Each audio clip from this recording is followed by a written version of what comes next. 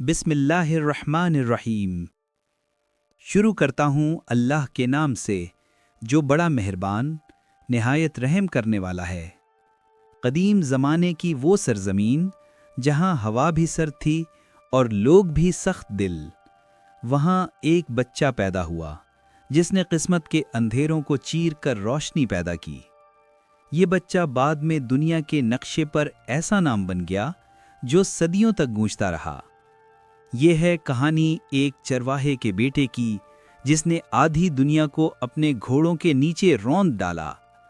ये है चंगेज़ खान, एक ऐसा शख्स जिसने अपनी किस्मत खुद लिखी, जो दुश्मनों के लिए क़यामत और अपने लोगों के लिए इंसाफ की अलामत बना। आइए जानते हैं चंगेज़ खान की असल तारीख।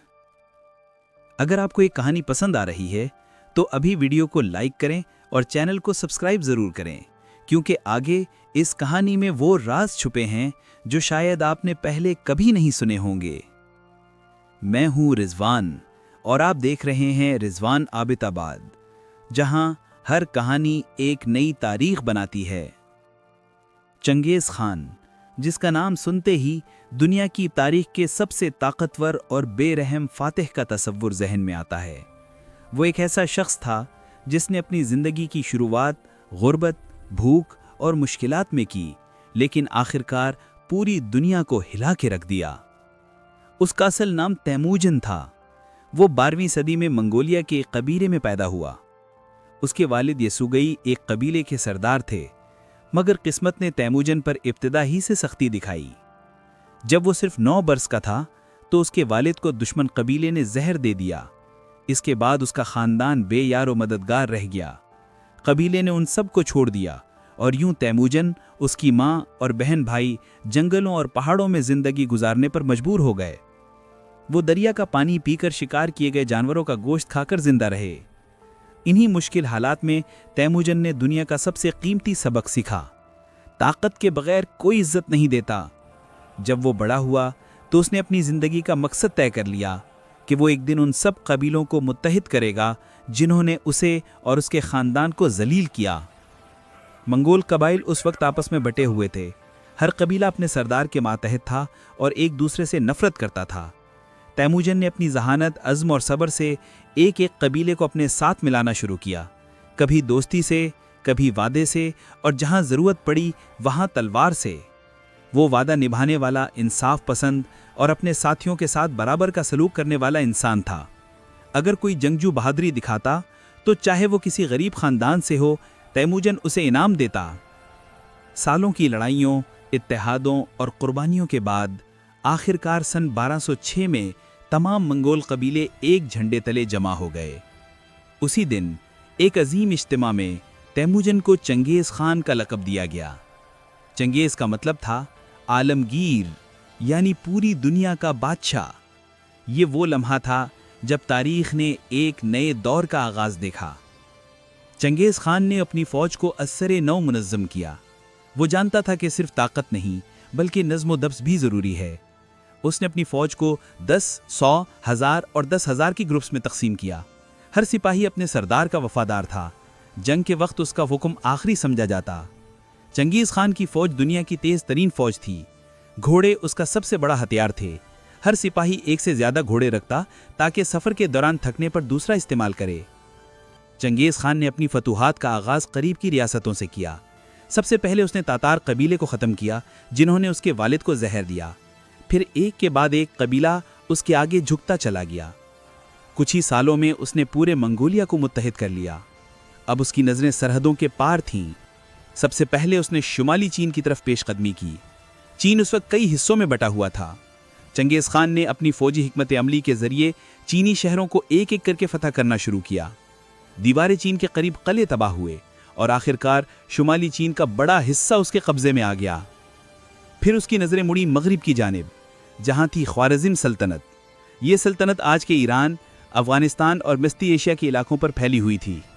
चंगेज़ खान ने ख्वारिज़्म के बादशाह से तिजारती ताल्लुकात की कोशिश की, मगर ख्वारिज़्म के गवर्नर ने उसके ताजरों को कत्ल कर दिया। ये चंगेज़ खान के लिए ऐलान जंग था। उसने अपनी फ़ौज को 3 हिस्सों में तकसीम किया। एक लश्कर बुखारा की तरफ, दूसरा समरकंद की जानिब اور تیسرا خوارزم کی راجدھانی پر۔ ہر محاذ پر منگول فوج نے ایسی برق رفتاری دکھائی کہ دشمن کے پاس سنبھلنے کا موقع نہیں رہا۔ بخارا جل گیا، سمرقند زمین بوس ہو گیا اور خوارزم کا بادشاہ دریائے کسپین کی طرف بھاگتے بھاگتے مارا گیا۔ چنگیز خان کے حملے طوفان کی طرح ہوتے، اس کے سپاہی شور مچاتے، گھوڑے گرجتے اور دشمن کے دل میں خوف بیٹھ جاتا۔ منگول فوج کی رفتار، نظم و ضبط اور بے رحمی نے دنیا کو ہلا کے رکھ دیا۔ لیکن چنگیز خان صرف ایک قاتل نہیں تھا، وہ ایک حکمران بھی تھا۔ اس نے ایک مضبوط قانون متعارف کرایا جسے کہا گیا یاسا۔ یاسا کے مطابق ہر شخص کو انصاف ملتا، چاہے وہ امیر ہو یا غریب۔ چوری، جھوٹ اور بغاوت کی سزائیں سخت تھیں۔ چنگیز خان مذہبی رواداری پر یقین رکھتا تھا۔ وہ کہتا تھا خدا ایک ہے مگر لوگ اسے مختلف ناموں سے پکارتے ہیں۔ اس نے عیسائی، بدھ، مسلمان سب کو اپنے مذہب پر عمل کی آزادی دی، اسی لیے اس کی سلطنت میں مختلف قومیں امن سے رہتی تھیں۔ اس نے تجارت کو فروغ دیا، ریشم کا راستہ دوبارہ کھولا گیا جو چین سے یورپ تک جاتا تھا۔ تاجر منگول فوج کی حفاظت میں سفر کرتے، ڈاک چوکیاں قائم ہوئیں، خبریں تیزی سے پہنچنے لگیں۔ چنگیز خان نے ایک ایسا نظام بنایا جو اس وقت کے کسی یورپی بادشاہ کے پاس نہیں تھا۔ وقت گزرتا گیا، چنگیز خان نے مستی ایشیا سے لے کر مشرقی یورپ تک سلطنت پھیلا دی۔ روس کے میدانوں تک اس کے گھوڑوں کی تاپیں سنائی دینے لگیں۔ جو شہر منگولوں کے خلاف کھڑا ہوتا، صفحہ ہستی سے مٹ جاتا۔ لیکن جہاں امن ہوتا، وہاں انصاف بھی ہوتا۔ چوری، قتل، لوٹ مار ختم ہو گئی تھی۔ تاجر ہزاروں میل سفر کرتے، بغیر خوف کے۔ چنگیز خان نے آخری ایام میں مغرب کی طرف ایک اور مہم کی تیاری کی۔ وہ چین کے مغربی علاقوں کی طرف بڑھا، جہاں تانگوت سلطنت تھی۔ لیکن 1227 میں وہ بیمار پڑ گیا۔ کچھ مورخین کہتے ہیں کہ وہ گھوڑے سے گرا، کچھ کہتے ہیں دشمن کے تیر سے زخمی ہوا۔